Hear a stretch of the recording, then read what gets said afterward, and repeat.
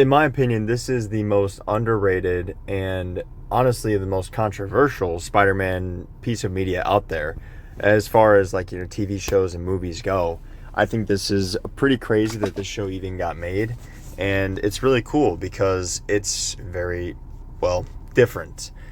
What am I talking about? Of course, I'm talking about MTV's Spider-Man series.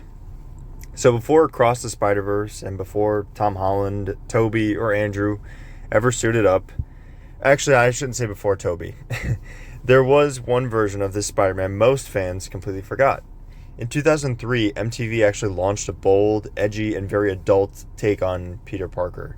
And it had a ton of potential, but it vanished after 13 episodes, unfortunately. So what happened? This is the story of MTV's Spider-Man, the new animated series, and why it was canceled way too soon. So, this version of Spider-Man was meant to follow Sam Raimi's 2002 film, but kind of like a soft reboot.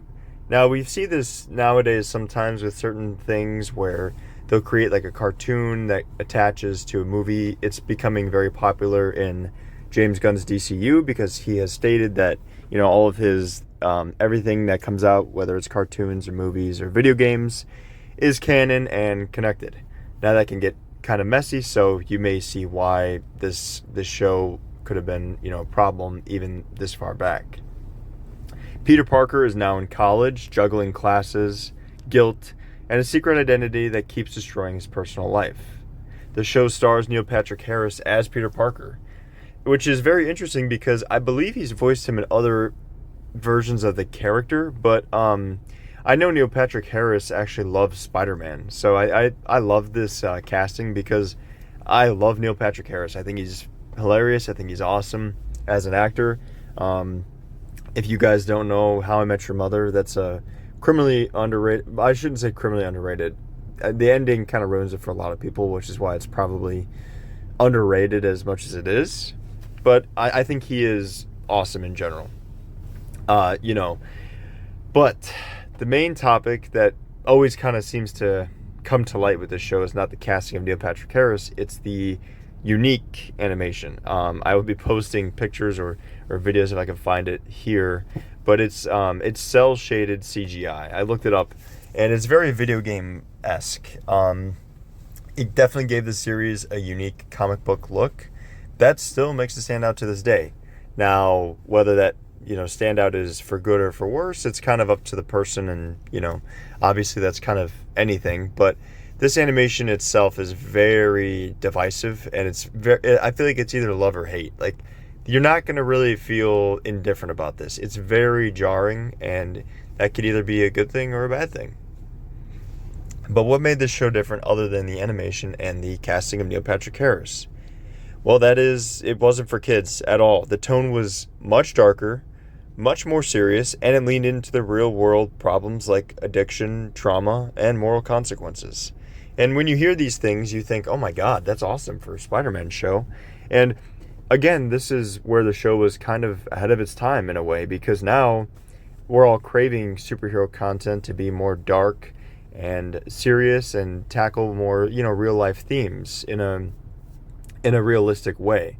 And back when the show came out, there wasn't really much of that. However, now you have all these shows that are dark, like The Boys, and a lot of different takes on characters like Man of Steel and The Dark Knight, and even the most recent Spider-Man movie with Tom Holland it got kind of dark, for a bit there. So I appreciated that.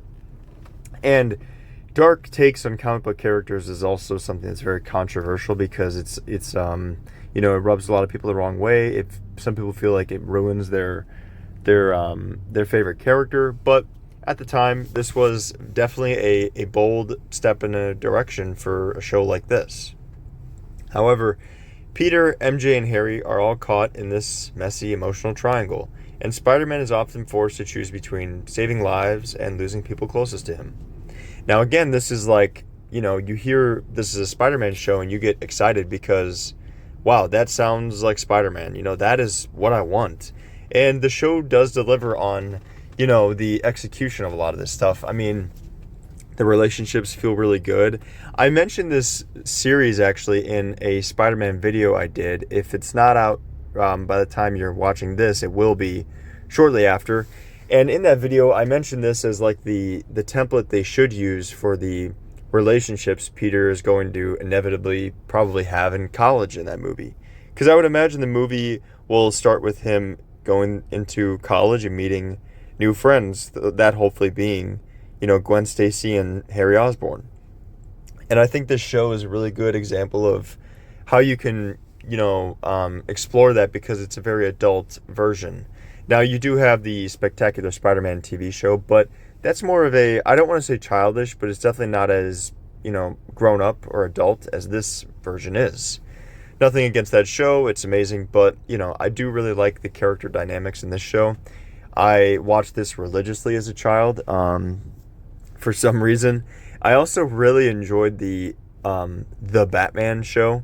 It was kind of the weird looking one where, all the characters were also designed differently. That was like a thing, I guess, during this period of time where, favorite characters were just designed very interestingly. Like Spider-Man and Batman each had a show. It was the Batman one wasn't as like grown up, I would say, or as dark, but it definitely wasn't as lighthearted as other Batman cartoons at the time. So I thought it was very interesting that both of these iconic heroes kind of got the opportunity to do this. But yeah, that being said, I think this show could be a really useful template for the MCU as in terms of like, Peter and his relationships in college life. The villains, however, for this show included a few familiar faces like Electro and the Lizard. But many were original creations, surprisingly, like Talon and the Gaines twins. And each story left Peter more broken, more isolated, and more haunted by his actions. And this is also something that's very impressive because, as I mentioned, I watched this when I was a kid, and one of the main things I remember when watching it was how much I loved the villains. And when you're a kid, you don't have a bunch of YouTube history you could go over and watch, and a bunch of comics you can read, and a depth of knowledge on the character. So I always thought these villains were all like, already pre-established Spider-Man villains. And it's surprising how effective and memorable villains like Talon and the Gaines twins are in this show, because they are original creations, and sometimes that doesn't really go very well, especially in comic books. However, Marvel is surprisingly really good at doing this. They do it a lot in the MCU now, where they introduce characters and they become so influential and beloved that, they get introduced in the comics or other forms of Marvel media, and they become, a part of a character's history after that. So I think it's really cool to see the early stages of Marvel doing that here, because while we haven't seen these villains brought back in live action, I personally would love to kind of see that, because I liked it, and I think it plays well into a more adult Spider-Man and a more adult Peter Parker. So I say bring him on in the MCU. I think we're getting there, honestly, with where Tom Holland's kind of Spider-Man is at in his life. And again, I go into that deeper in my Spider-Man video I will be releasing. But yeah, I think these villains are really fun. Well, I shouldn't say fun because they are kind of dark, but it's just fun to see original creations, because nowadays especially we don't get very much of that, unfortunately. But the show's final episode kind of ends on a really surprisingly grim note. As I already kind of spoiled, this show only went for 13 episodes, and Spider-Man actually lets a villain die. And when Mary Jane finds out, she ends up leaving him. It's very raw, emotional, and it ends with Peter walking away from the camera alone after throwing his suit into the harbor in a briefcase. There's no cliffhanger, just heartbreak. And then the show was gone. And this is a pattern you're gonna sense if I do cover more Spider-Man TV shows, or just a lot of these superhero TV shows that were released quote unquote for kids. A lot of them end on like cliffhangers that, frankly, watching them now piss me off, because when you're a kid, you just you replay the same 10 or 13 episodes over and over, and it feels like you have 4 seasons of the show. Like, I've done that with so many things where I'm like, oh yeah, that show that has 12 seasons, and then I go visit it and it's like, oh, it has 3. Okay. interesting. Interesting how my pea-sized brain worked back then, but nonetheless, that is the case with a lot of these superhero shows. They unfortunately never really get the ending that they deserve, or they just never get a real finite ending. So, diehard fans of these kind of shows will definitely be, majority disappointed. So it is unfortunate to see, especially with, like I said, I feel like, especially watching this now as an adult, this is a really, cool take on Spider-Man. And it's just unfortunate because it definitely is a product of its time, where it's like, I feel like if this came out today, it would be much more popular. And if you maybe tweak the animation a little bit, you could have a real hit on your hands.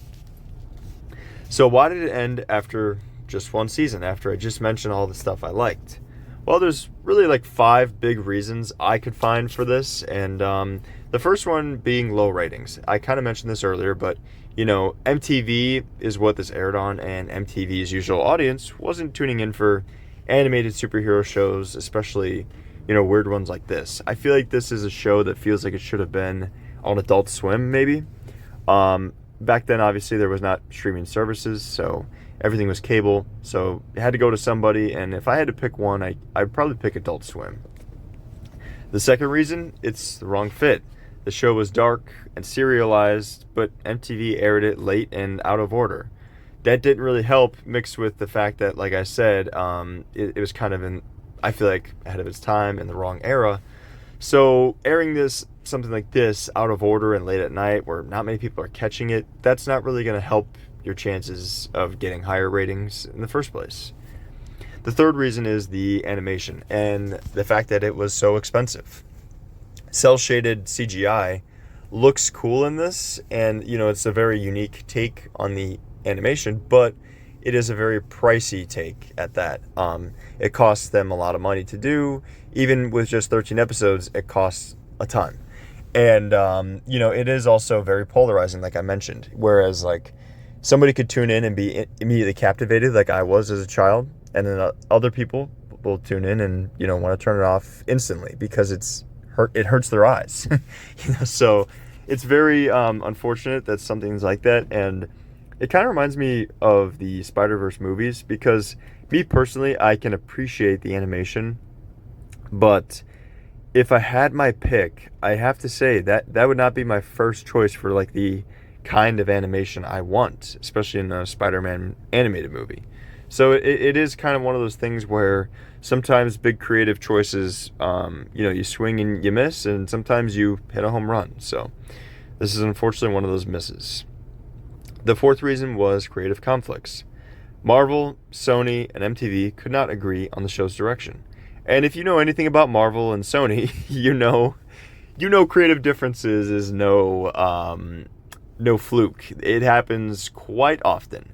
In fact, a lot of people are very frustrated, and rightfully so, me being one of them, that Sony and Marvel cannot just work together cohesively and give people the Spider-Man content that they want. I mean, there's been a lot of times where Sony has held back the use of the character from Marvel. Even him just appearing in Civil War was a gigantic deal, and one that I was very excited for, because I still remember where I was when I watched that trailer revealing him. But that being said, Sony is really weird with the way they do stuff. For some reason, they decided to do an entire extended universe of Spider-Man villains without Spider-Man. Yeah, because that's a good idea. The infamous ones, Morbius, Madam Web, Kraven the Hunter, and the Venom movies were so-so. But at the end of the day, it's the same thing with Batman, where it's like, he has great villains, but realistically, no one's going to watch 8 movies of that villain without the hero, going against them. So it's unfortunate that, even to this day, we do still have disputes between Marvel and Sony on creative issues, because I personally feel like there's been a lot of times where we've been, their creativity has been stifled because of that, or, we have been held back as an audience on getting amazing content that we deserve for these characters that we love. Now, the fifth and final reason this show failed was, when Spider-Man 2 was announced, Sony decided to keep the film and TV universes separate. As I mentioned earlier, this was loosely connected to, it was like a continuation slash soft reboot of Raimi's first Spider-Man film. And that is also such a cool concept, ahead of its time, but I can also definitely understand why they decided to do this, why they decided to cancel this, because it can get very confusing for audiences, especially at the time. Not to mention all the characters look completely different, they sound different, they act different.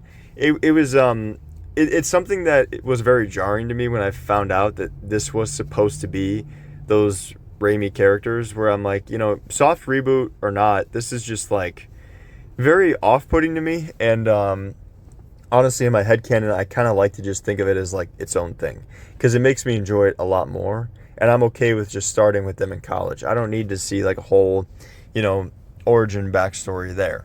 So it is unfortunate. MTV Spider-Man may not be the most iconic version of the character, but it dared to go deeper, darker, and more dramatic.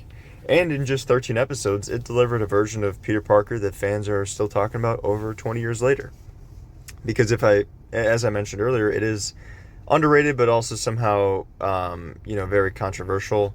I just feel like not enough people really talk about this version or appreciate it. However, it definitely does have its fans out there. And if you guys are fans of it and you're still, listening to this video, let me know what you think of it down below, or if you hate it, let me know as well. And let me know why, because maybe you guys have different reasons than I do. I feel like a lot of mine are based in nostalgia, and I'm fine with being honest about that. If you haven't seen it, it's worth a watch, and if you have, you probably agree. It didn't deserve to be canceled. Thanks for watching. I do appreciate you guys sticking around if you did stick around this far. This is pretty much all I have to say on it. I don't want to go on too long. I know your time is valuable, so I do appreciate you spending your time here with me. If you want to see more stuff like this, be sure to like and subscribe. I'll be constantly trying to put up, new videos on stuff that I think of, that I'm passionate about, that I just kind of want to, yap about for however long. And I will see you guys in the next video.